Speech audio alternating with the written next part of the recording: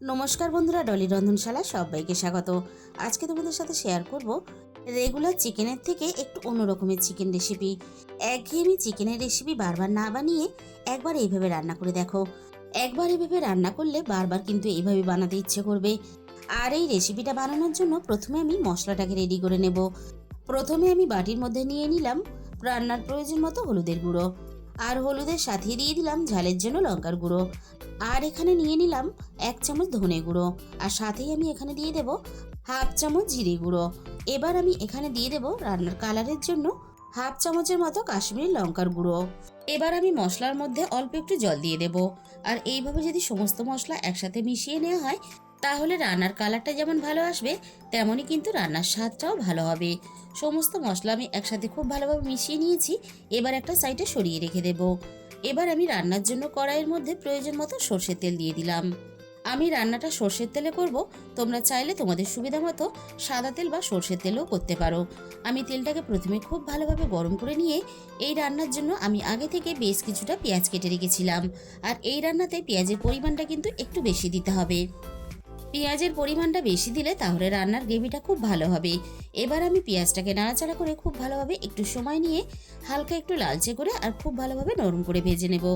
Minute 5-6 মতো আমি পেঁয়াজটা নাড়াচাড়া করে ভেজে নিয়েছি। পেঁয়াজের গায়ে দেখো একটা সুন্দর কালার চলে এসেছে আর পেঁয়াজগুলো বেশ নরম হয়ে গেছে। ঠিক এরকম করেই পেঁয়াজগুলো ভেজে নিতে হবে। এবার আমি দিয়ে দিলাম রান্নার প্রয়োজন মতো রসুন বাটা, আর সাথেই আমি এখানে দিয়ে দিলাম রান্নার প্রয়োজন মতো আদা বাটা। এবারে আমি পেঁয়াজের সাথে আদা রসুন বাটাটা কষিয়ে নেব, আদা রসুনের কাঁচা গন্ধটা চলে যাওয়া পর্যন্ত। আর এই রেসিপিটা বানানোর জন্য আমি 800 গ্রাম চিকেন নিয়েছি। আর এখানে আমি রেগুলার পিসে সব রকমেরই দেখো চিকেনের পিস নিয়েছি। এবারে আমি পেঁয়াজের সাথে চিকেনটাকে দিয়ে দেব।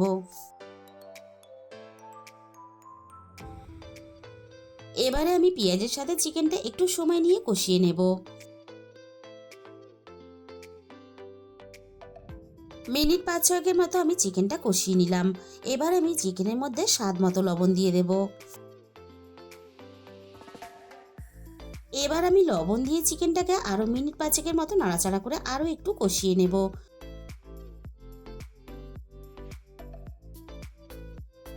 লবণ দিয়ে চিকেনটাকে খুব ভালোভাবে কষিয়ে নিয়েছি। এবার আমি মশলাটাকে দিয়ে দিলাম। আর মশলার সাথে আমি মশলার বাটি ধুয়ে অল্প একটু জল দিয়ে দিলাম। এবার আমি চিকেন আর মশলা একসাথে খুব ভালোভাবে একটু সময় নিয়ে কষিয়ে নেব।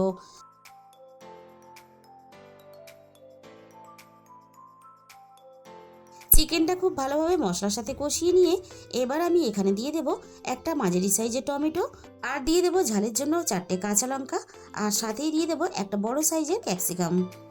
এবার আমি টমেটো, কাঁচা লঙ্কা আর ক্যাপসিকাম চিকেনের সাথে নাড়াচাড়া করে মিনিট 2-এর মতো একটু কষিয়ে নেব। কাঁচা লঙ্কা আর ক্যাপসিকাম যদি এভাবে চিকেনের সাথে হালকা একটু কষিয়ে নেওয়া হয় তাহলে ক্যাপসিকাম আর কাঁচা লঙ্কার গন্ধটা চিকেনের সাথে সুন্দরভাবে মিশে যাবে, আর তার জন্য চিকেনটা খেতে আরও বেশি ভালো লাগবে। গ্যাসের ফ্লেমটা মিডিয়াম টু লোতে রেখে মিনিট 5-এর জন্য চিকেনটা আমি ঢাকা দিয়ে দিয়েছিলাম। ঠিক 5 মিনিট পরে আমি কড়াই থেকে ঢাকাটাকে সরিয়ে নিলাম। এবারে আমি চিকেনের মধ্যে দিয়ে দেব 1 মুঠো কাসুরি মেথি। আর কাসুরি মেথিটা এইভাবে হাত দিয়ে একটু গুঁড়ো করে দিলে তাহলে রান্নার ফ্লেভারটা আরও দুর্দান্ত আসবে। আর সাথেই আমি এখানে 1 চামচ গরম মশলার গুঁড়ো দিয়ে দিলাম। আর চিকেন থেকে দেখো আস্তে আস্তে বেশ অনেকটাই কিন্তু জল ছেড়ে দিয়েছে। আর এই চিকেনের জলে কিন্তু আমি পুরো চিকেনটাকে রান্না করে নেব।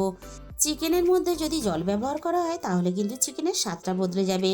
তাই চিকেনের মধ্যে একটুও কিন্তু জল ব্যবহার করা যাবে না। আর চিকেনের মধ্যে যেহেতু জল ব্যবহার করব না, তাই চিকেনটা সিদ্ধ হওয়ার জন্য এইভাবে বারবার ঢাকা চাপা দিয়ে আমি পুরো রান্নাটা করে নেব। আমি 5 মিনিটের মতো ঢাকা দিয়ে দিয়েছিলাম। এবার তোমাদের খুব কাছে থেকে দেখিয়ে দেবো, দেখো চিকেন থেকে সুন্দরভাবে তেলটাও ছেড়ে গেছে আর চিকেনের কালারটাও খুব সুন্দর এসেছে। আমি আবার একটু নাড়াচাড়া করে নিলাম। এবারে আমি চিকেনের মধ্যে 1 চামচের মতো ঘি দিয়ে দেব। আর অল্প একটু ঘি দেওয়ার জন্য চিকেনের স্বাদ কিন্তু আরও বেশি দ্বিগুণ হয়ে যাবে। তবে ঘিটা যদি তোমরা একেবারেই অপছন্দ করো তাহলে ঘিটা স্কিপ করে যেতে পারো। ঘিটা আমি নাড়াচাড়া করে খুব ভালোভাবে মিশিয়ে দিলাম। চিকেনটা যাতে আরও ভালোভাবে সুসিদ্ধ হয় তার জন্য আমি কিছুক্ষণের জন্য ঢাকা দিয়ে দিলাম। মিনিট 15-র মতো আমি রান্নাটা করে নিয়েছি। ঠিক মিনিট 15 পরে আমি কড়াই থেকে ঢাকাটাকে সরিয়ে নিলাম। বন্ধুরা, একদিন হলেও তোমরা চিকেনের এই রেসিপিটা বানিয়ে দেখতে পারো। খেতে জাস্ট অসাধারণ লাগে।